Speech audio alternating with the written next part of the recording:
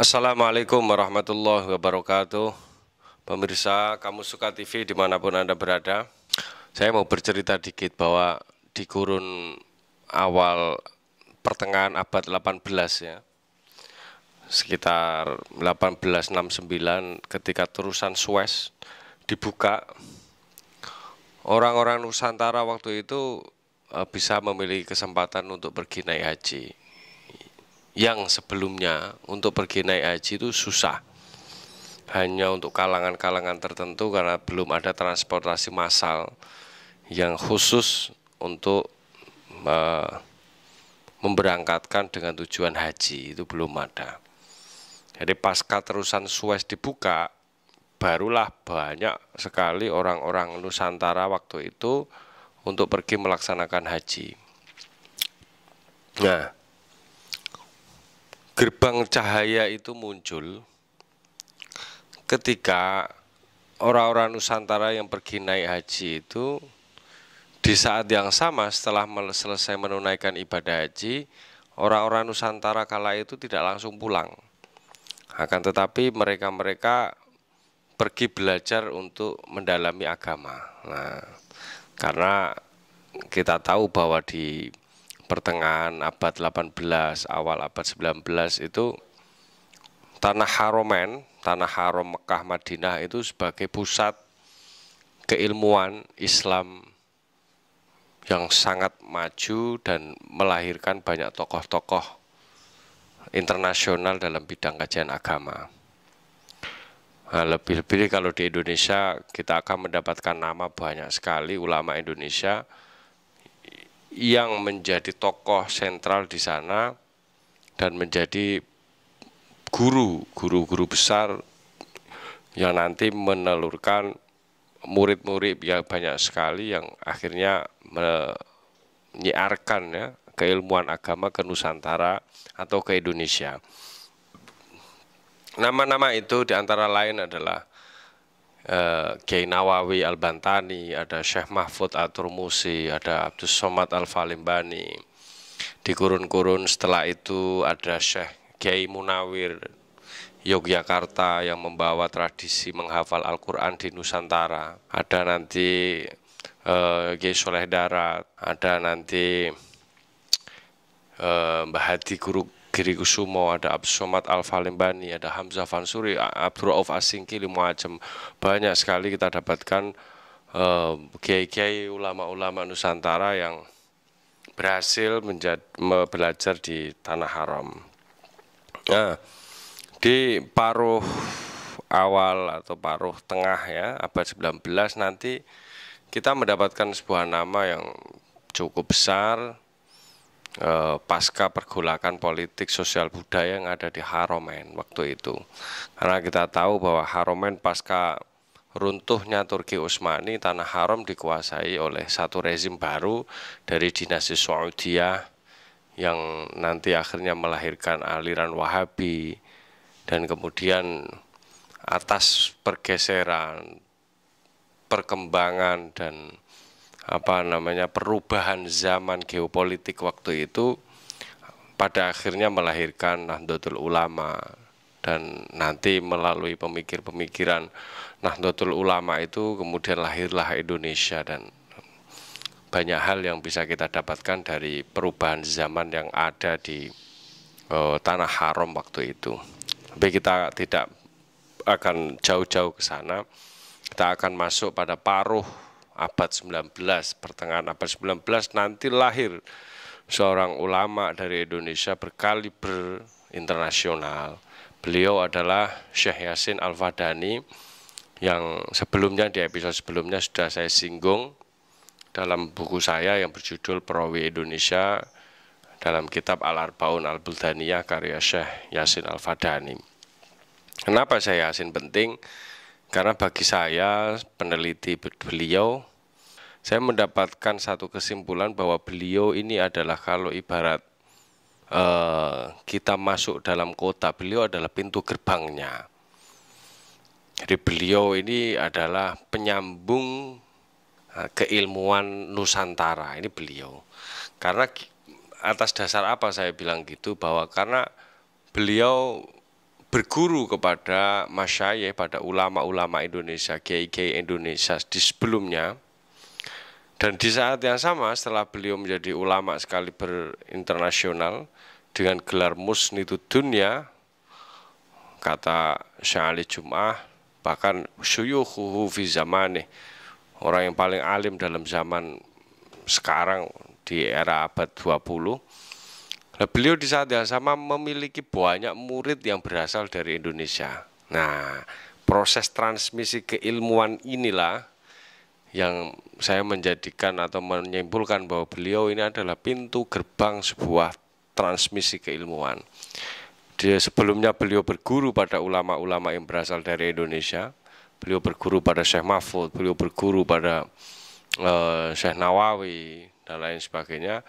Dan di saat yang sama dia juga memiliki murid-murid yang berasal dari Indonesia. Kita tahu banyak murid beliau, ada Syekhuna Maimun Zubair, ada Kiai Sahal Mahfud, ada Kiai Said Agil Munawar, Gusmus dan lain sebagainya yang sekarang menjadi tokoh-tokoh besar di Indonesia atau kiai-kiai besar di Indonesia. Itu merupakan murid-murid dari Syekh Yasin Al-Fadani. Nah, siapa Syekh Yasin Al-Fadani itu? Beliau adalah seorang ulama besar yang berasal dari Padang, Sumatera Barat. Maka beliau makanya Syekh Yasin Al-Fadani. Al-Fadani itu dari rumah asal beliau yaitu Padang, Sumatera Barat. Nah, beliau lahir pada hari Selasa, lahirnya di Mekah, lahirnya tepatnya di Misfalah, Mekah, tanggal 27 Sya'ban 1337, atau kalau kita masehikan itu di 1917 beliau lahir. Beliau putra dari Syekh Muhammad Isa bin Udik Al-Fadani dan ibu beliau bernama Maimunah binti Abdullah Al-Fadani. Beliau hidup di Mekah sampai dewasa dan juga melakukan pengembaraan intelektual, belajar semuanya di Mekah. Beliau sekolah di Saulodiyah, Madrasah Saulodiyah, dulu di sampingnya Masjidil Haram situ. Kalau sekarang sudah pindah kalau nggak salah itu. Jadi dulu di Saulodiyah, dia banyak berguru pada ulama-ulama besar di sana dan juga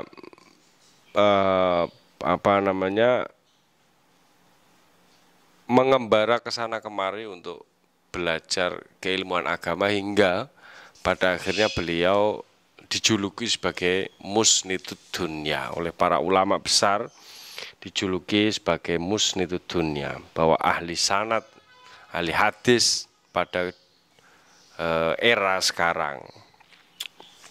Nah, untuk guru beliau bisa kita baca di kamusuka.id, sudah saya tulis dan rangkum di situ beserta dengan pengembaraan intelektual beliau dan juga karya kitab-kitab beliau. Nah, pada yang jelas beliau wafat itu tahun 90. 20 Juli 90 beliau wafat dan kemudian dimakamkan di Ma'la di Mekah itu. Jadi beliau lahir di Makkah, wafat di Makkah, akan tetapi beliau berasal dari Padang.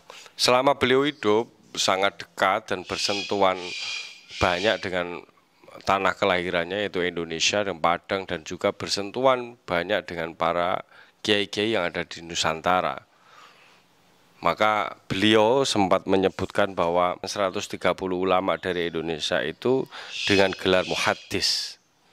Nah, ini beliau punya definisi sendiri tentang muhaddis, bahwa muhaddis di zaman akhir sekarang ini, Qurun Mutakhir, adalah seorang musnid yang luas periwayatannya dan memperoleh banyak kitab sanad yang bersambung dari barat dan timur, yang kesemuanya bersambung sampai Rasulullah SAW. Maka beliau banyak meriwayatkan hadis dari para guru-gurunya yang ada di Indonesia. Untuk khusus kitab ini, kitab Al-Arbaun Al-Buldaniyah, ada beliau menuliskan 11 hadis ya. 11 hadis yang di situ diperoleh dari secara ijazahnya diperoleh dari ulama Indonesia. Nah, siapa saja itu 11 kiai Indonesia yang beliau mendapatkan periwayatan hadis dari mereka, dari beliau-beliau itu?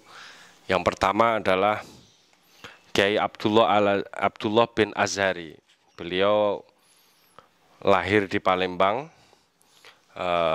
tahun 1862 dan wafat 1938. Nah, ayah beliau adalah Muhammad Azhari yang merupakan ulama terkemuka di Palembang. Beliau ini Abdullah bin Azhari memberikan ijazah kepada Syekh Yasin Al-Fadani sebuah hadis, yaitu dengan cara pertemuannya ini, persinggungannya Syekh Yasin Al-Fadani, proses transmisinya Syekh Yasin dengan Syekh Kiai Abdullah Azhari itu adalah Syekh Yasin Al-Fadani dan para murid waktu itu mengerumuni beliau, dan kemudian Syekh Abdullah bin Azhari ini memberikan ijazah periwayatan yang dia miliki, yang beliau miliki kepada para muridnya di Masjidil Haram. Nah, ini keterangan ini bisa kita dapatkan di kitab Bulughul Amani karya Syekh Muhammad Mukhtaruddin bin Zainal Abidin. Beliau adalah muridnya Syekh Yasin Al-Fadani yang menulis Rihlah Intelektual Syekh Yasin Al-Fadani. Bagaimana proses Syekh Yasin Al-Fadani mendapatkan hadis itu ditulis, dibukukan dengan bagus sekali, walaupun dengan narasi yang sederhana tapi cukup informatif oleh Syekh Mukhtaruddin bin Zainal Abidin. Nah, jadi dari cerita ini kita bisa mendapatkan kesimpulan bahwa Syekh Abdullah bin Azhari ini mengajar di Masjidil Haram.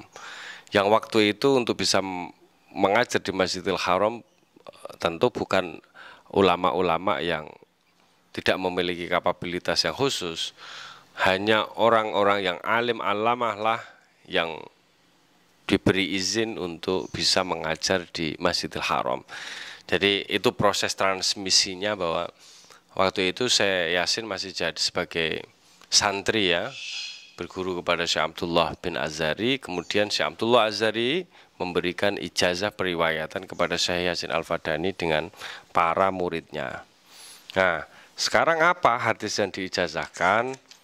Yaitu hadis tentang orang yang mati terkena wabah penyakit. Nah, ini hadis nomor 29 dalam kitab Al-Arbaun Al-Buldaniyah ini didapatkan oleh Syekh Yasin Al-Fadani dari Syekh Abdullah bin Azhari yang berasal dari Palembang. Ini sedikit cerita tentang perawi Indonesia yang diriwayatkan oleh Syekh Yasin Al-Fadani. Masih banyak perawi-perawi Indonesia yang bisa nanti kita ceritakan di channel YouTube ini, tapi untuk episode ini kita cukupkan satu saja. Nanti kita sambung di episode selanjutnya. Nah, kalau para pemirsa sekalian pengen mendapatkan informasi seperti ini dalam bentuk tulisan, pemirsa sekalian bisa akses di www.kamusuka.id. Nah, untuk apa yang sudah saya sampaikan sekarang sudah saya posting di website tersebut. Kira-kira begitu. Nanti kita berjumpa di episode selanjutnya. Walafu minkum, assalamualaikum warahmatullahi wabarakatuh.